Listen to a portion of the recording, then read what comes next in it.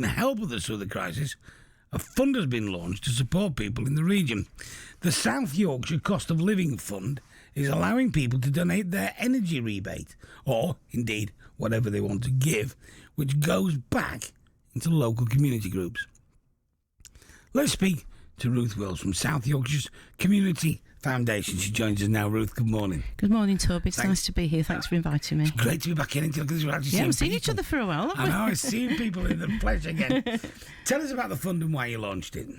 Well, we first of all launched a fund just for Sheffield, and we were working with officers there to set up a fund, and we had about roughly £25,000, and that was just for Sheffield.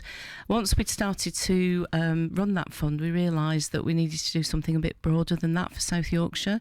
So we ran the fund for Sheffield, and we're pleased to say that we gave 7 community groups funding from that fund, and it was mainly for food or fuel issues. But I think looking at the list of people who got money, it was mainly for food banks and people working around food and supplying food. And we spoke to a number of the local authorities, and they were really keen to work with us. And we also spoke to the South Yorkshire Mayor, Oliver Coppard, and they all want to support the fund. And I'm pleased to say that Oliver has donated to the fund as well, and and myself as well. So I wanted to show my commitment to the fund.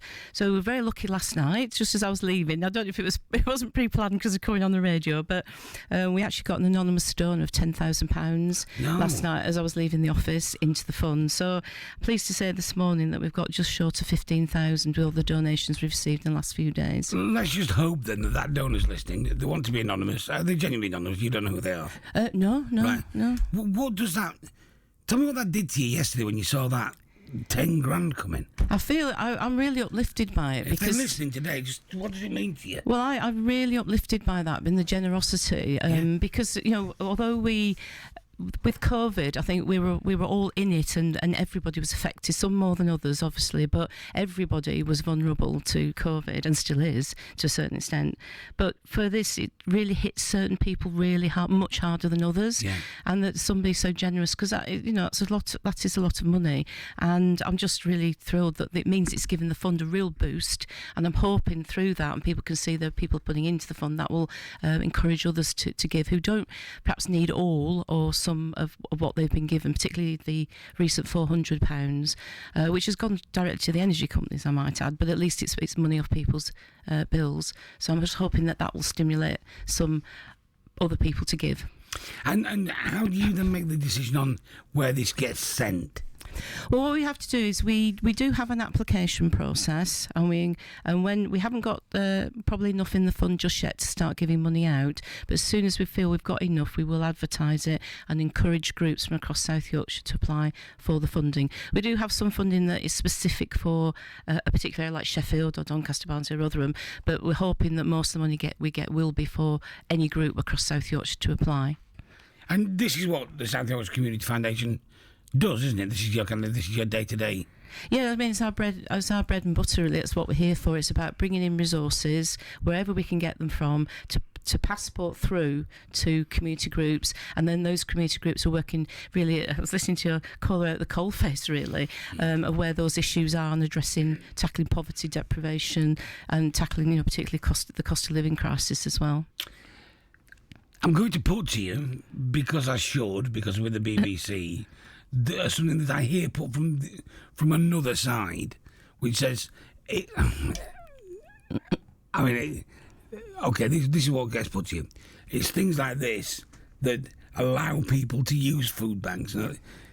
You're almost facilitating some people's poverty, people say. Yeah. I know that's something you've heard before. I got to be honest, I don't believe it either. Okay, fair enough, bang goes the impartiality. But people do believe that. Some people do believe that what food banks do and people like this is they facilitate that to a degree.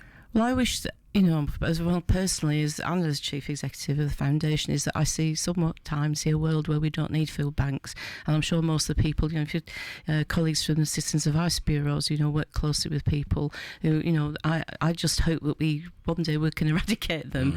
But I mean, I was watching BBC News last night, and schools are talking in some areas of the country about feeding children rather than extracurricular activities, because the children are coming to school hungry. and can't eat, and they're actually taking food home for their siblings, and People that's aren't very making this depressing. up, are It's they? very depressing. Well, this was a number of head teachers talking about this last night, so I just thought, If we're in so sad. 2022 and we're opening warm banks up, people aren't making it up. No, well, we're dealing with small and medium-sized community groups who are working with people all the time, and they wouldn't exist, those groups, if there wasn't a demand and a need. So tell us how people can donate. So you can donate through our website, www.sycf.org.uk/donate. If people have any trouble finding the donate button, it's through a Just Giving page, and also we're hoping that people will try using the Just Giving page, because that manages everything, and also the gift aid as well. But if people are really stuck, then ring the foundation. Our number's on our website. I can leave that with you. And ring us up if you're having problems getting. We will take sort of backs payments as well if we can, because that's obviously goes straight into the account. And The last time we well, excuse me, I'm covering my head off here. yeah, I've got well, water. it's you, not me. I've got water on the way. I've done a test and everything. The last time we spoke was about the floods, actually. Yes, it I think was. the last time we were working together. I mean, crikey or blimey, what a big job that was for you.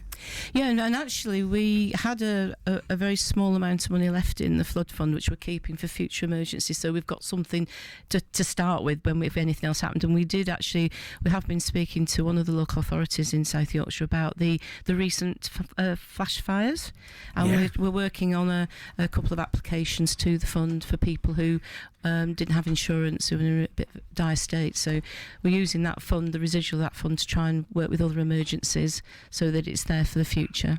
It never stops, does it? No, but that's what keeps us busy and keeps us, so we're very passionate about what we do at the foundation, and we're really committed to getting resources in for community groups, and working with other colleagues across the sector as well, who, I was with a group of chief execs yesterday talking about some of the issues they're grappling with, because they're working, directly delivering services, and how tough it's getting out there for people. So. We are hearing a lot of that, and we know that time's tough. We can read the papers, and we're all part of it anyway, aren't we? Do you see a way out of it, Ruth? Do you see the sun shining at any point? Gosh, that's a difficult question. Try not to get very political here. I mean, there's things I'd like to see, but obviously there's quite a lot of change going on at the moment, and hopefully some of that change will see some positive outcomes at national level, which then will filter. But I know the colleagues that I speak to, in the local authorities and in the sector, are really committed and working very hard, collaboratively to try and address some of these issues, and we're part of those conversations, I'm pleased to say. So hopefully working together on joint solutions is the way forward, I think. Well, listen, thank you very much indeed for coming in today. I apologise for coughing all over you. It's one of those things by the time it gets to 9:30. Ruth Willis from South Yorkshire Community Foundation, thank you very much indeed.